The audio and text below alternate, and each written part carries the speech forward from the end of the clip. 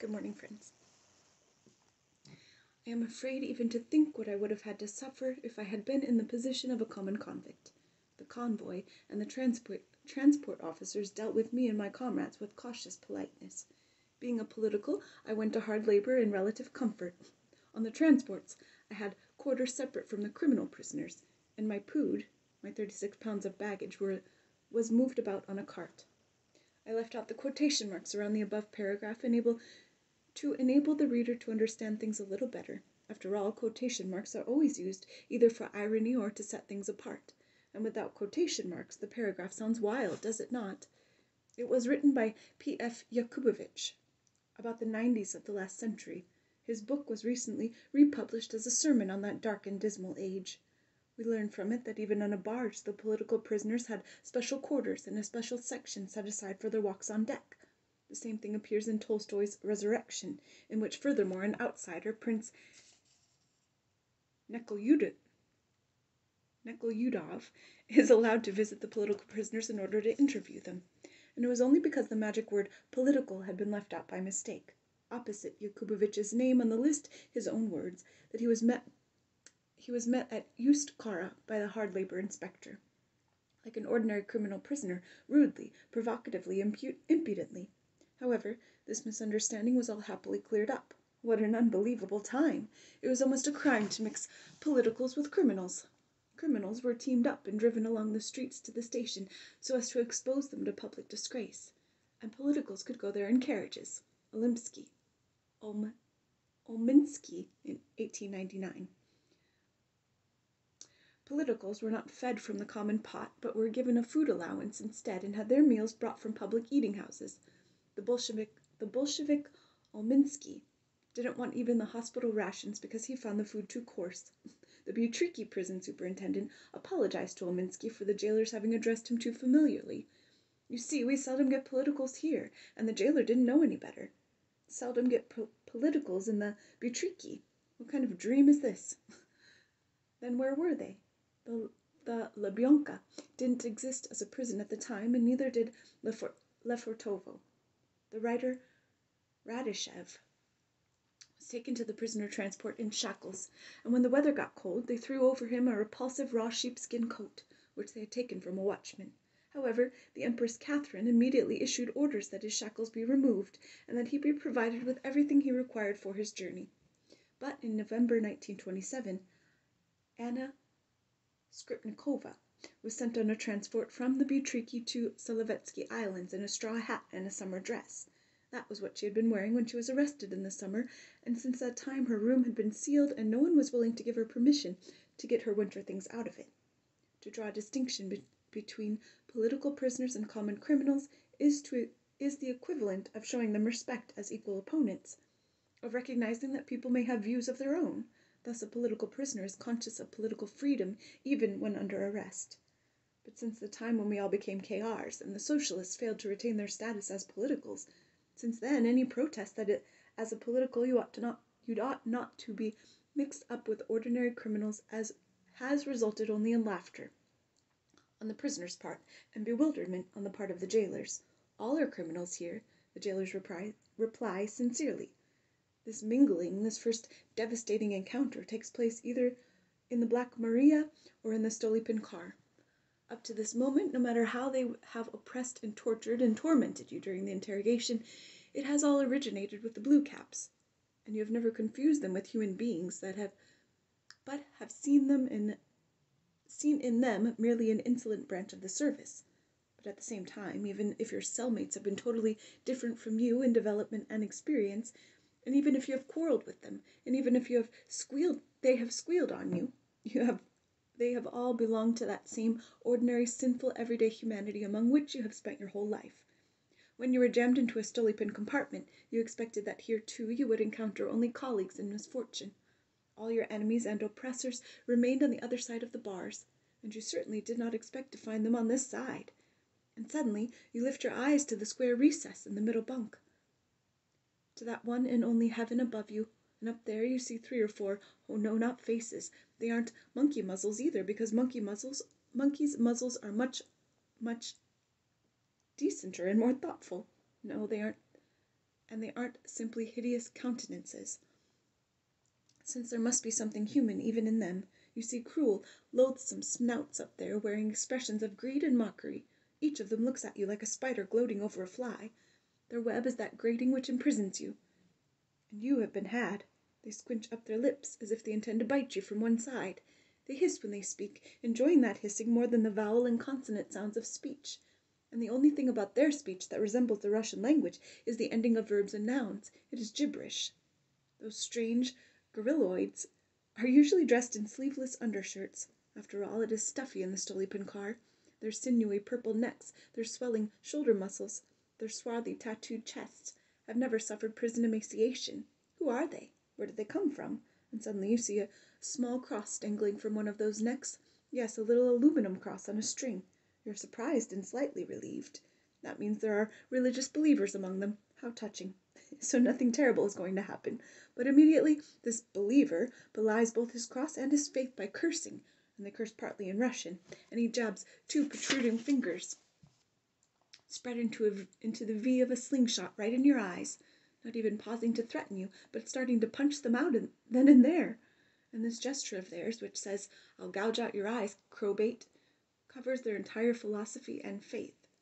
If they are capable of crushing your eyeballs like worms, what is there on you or belonging to you that they'll spare? The little cross dangles there, and your still unsquashed eyes watch this wildest of masquerades, and your whole system of reckoning goes awry. Which of you is already crazy, and who is about to go insane? In one moment, all the customs and habits of human intercourse you have lived with all your life have broken down. In your entire previous life, particularly before your arrest, but even to some degree afterward, even to some degree during interrogation, too, you spoke words to other people, and they answered you in words, and those words produced actions. One might persuade or refuse to come to an agreement. You recall various human relationships, a request, an order, an expression of gratitude. But what has overtaken you here is beyond all these words and beyond all these relationships. An emissary of the ugly snout descends, most often a vicious boy whose impudence and rudeness are thrice despicable. And this little demon unties your bag and rifles your pockets, not tentatively, but treating them like his very own.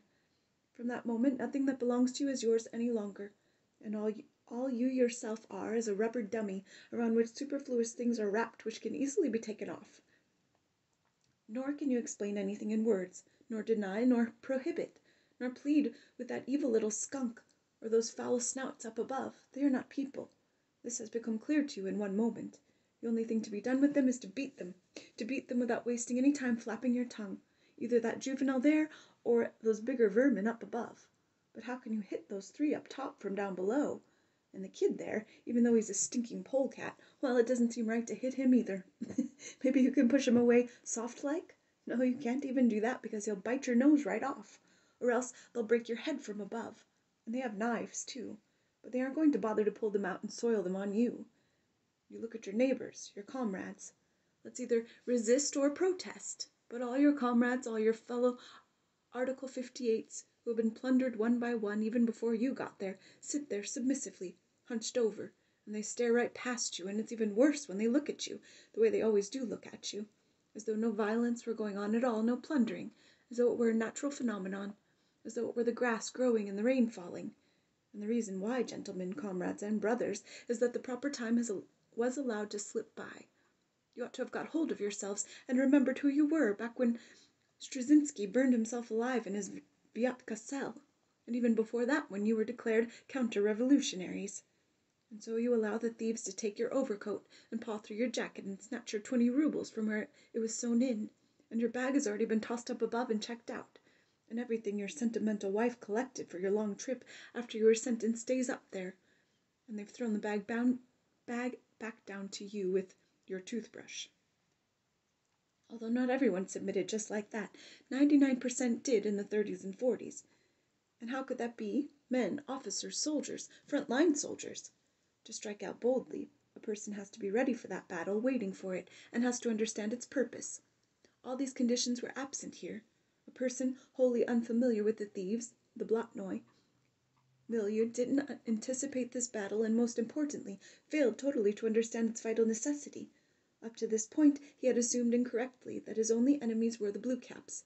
He needed still more education to arrive at the understanding that the tattooed chests were merely the rear ends of the bluecaps. This was the revolution the bluecaps never utter aloud.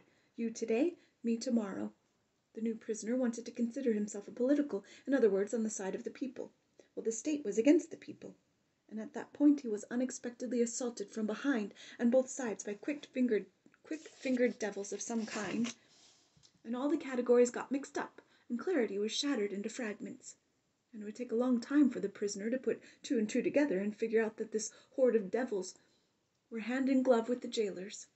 To strike out boldly, a person has to feel that his rear is defended, that he has support on both his flanks, and that there is solid earth beneath his feet.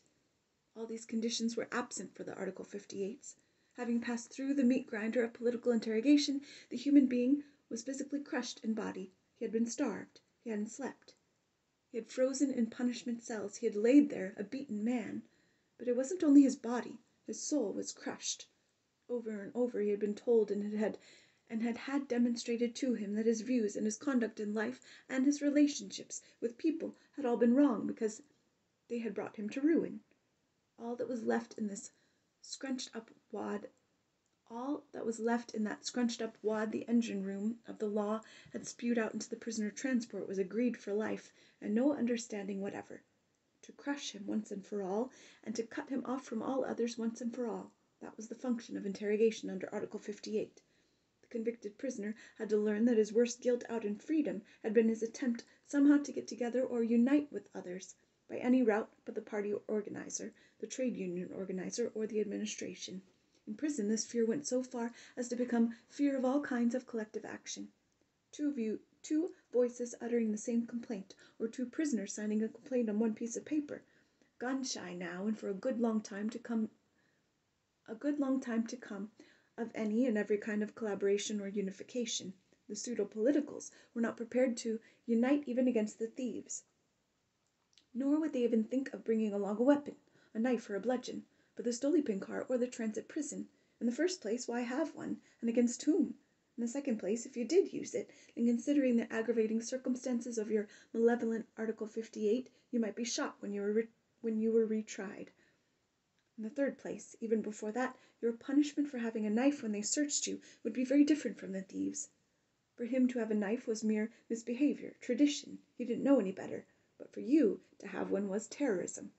Finally, many of the people imprisoned under Article 58 were peaceful people, very often elderly too, and often ill, and they had gotten along all their lives with words and without resorting to fisticuffs, and they weren't any more prepared for them than they had been before.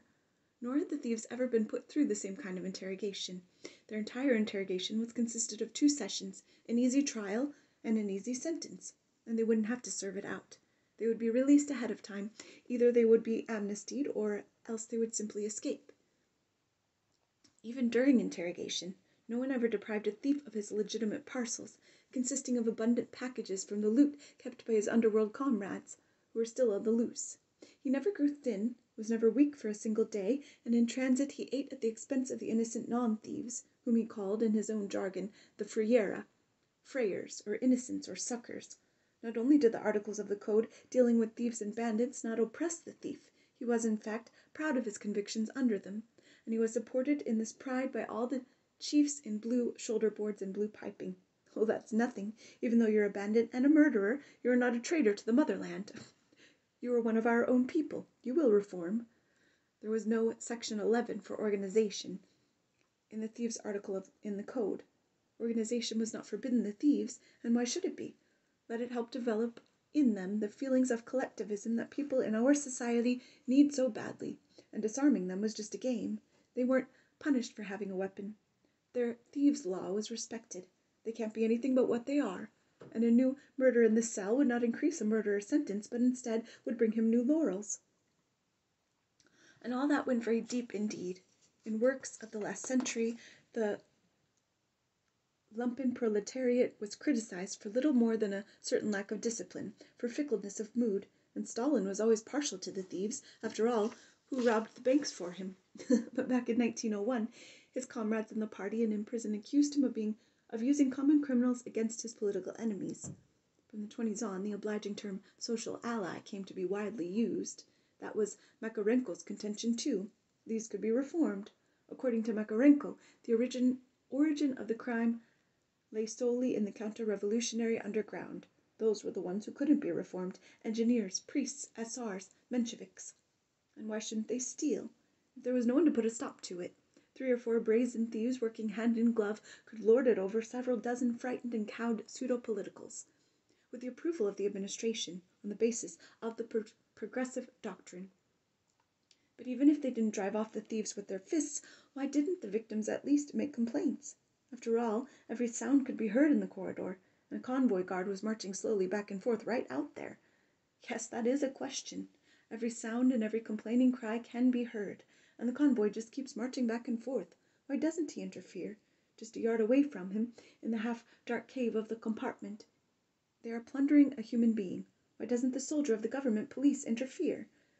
For the very same reason, he too has been indoctrinated. Even more than that. After many years of favoring thieves, the convoy has itself slipped in their direction. The convoy has itself become a thief.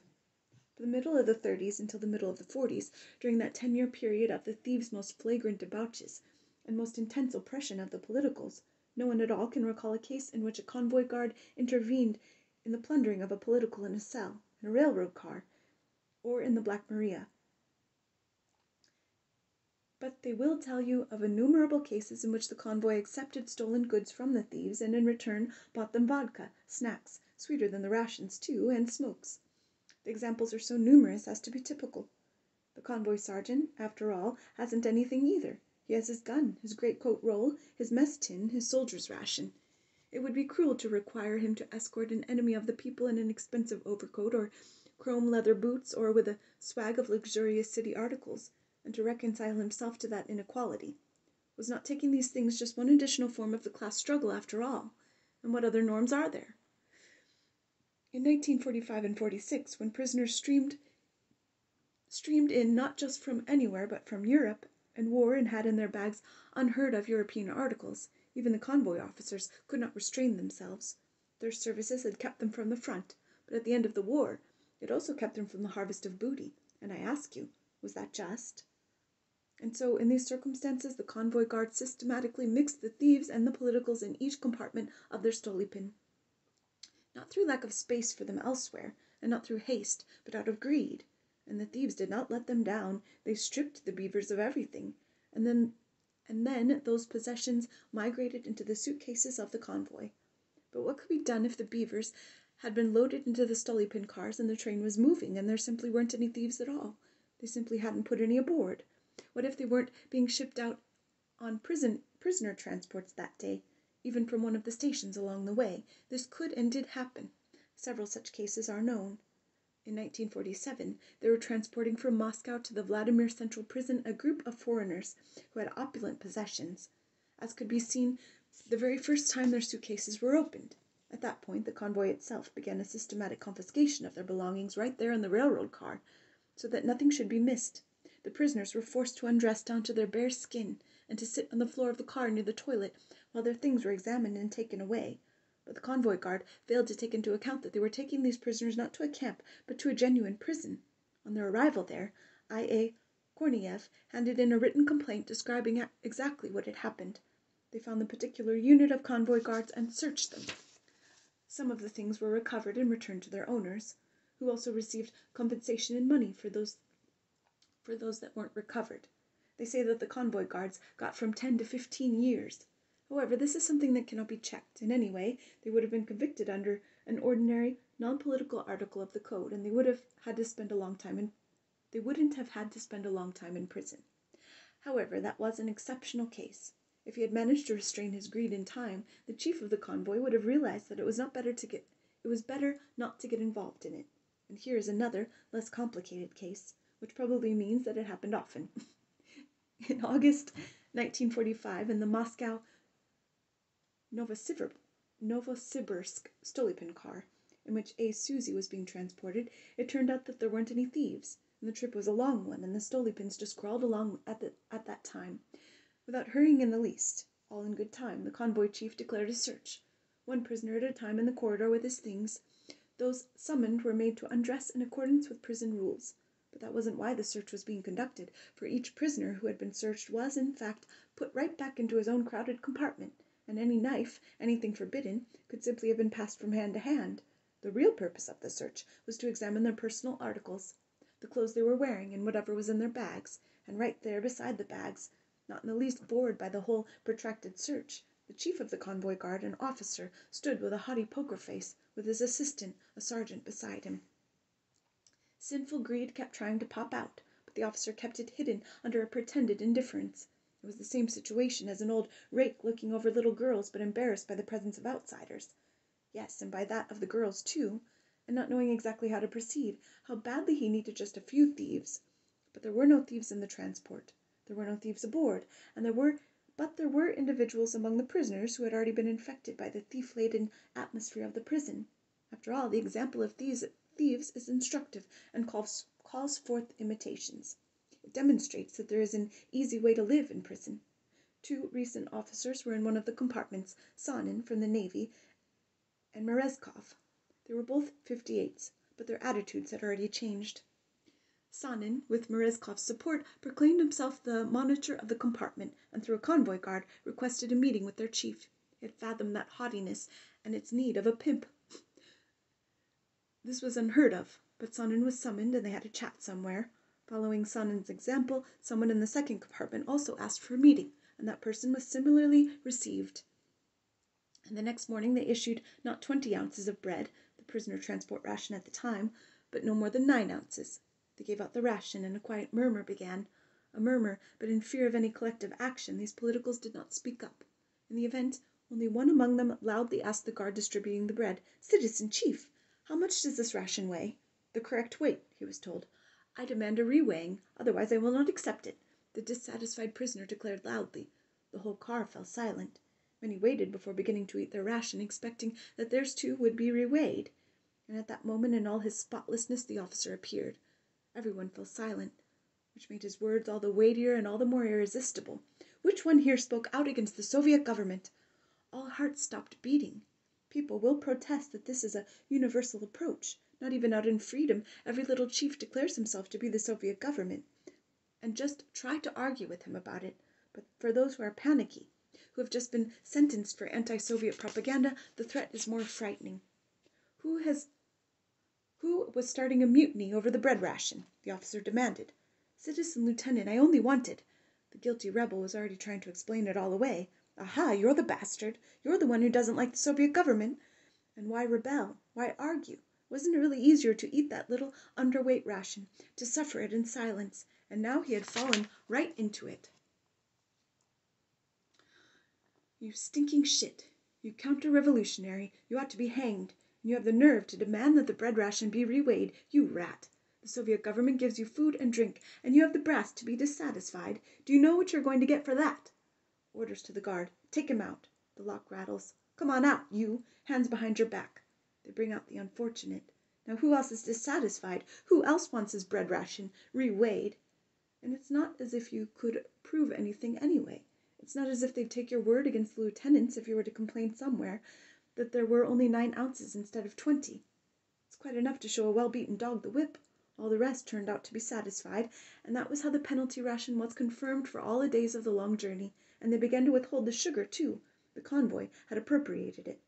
And this took place during the summer of our 2 great victories over Germany and Japan, victories which embellish the history of our fatherland, and which our grandsons and great-grandsons will learn about in school. The prisoners went hungry for a day, and then a second day, by which time several of them began to get a little wiser, and Sonin said to his compartment, "Look, fellows, if we go on this way, we're lost. Come on now, all of you who have some good stuff with you, let me have it, and I'll trade it for something to eat." With great self-assurance, he accepted some articles and turned down others. Not all the prisoners were willing to let their things go, and you see, no one forced them to either. And then he and Merezkov asked to be allowed to leave the compartment, and strangely enough the convoy let them out. Taking the things, they went off toward the compartment of the convoy guard, and they returned from there with sliced loaves of bread and with makorka. These very loaves constituted the 11 ounces missing from the daily rations. Now, however, they were not distributed on an equal basis, and went only to those who had handed over their belongings. Have a good day, friends.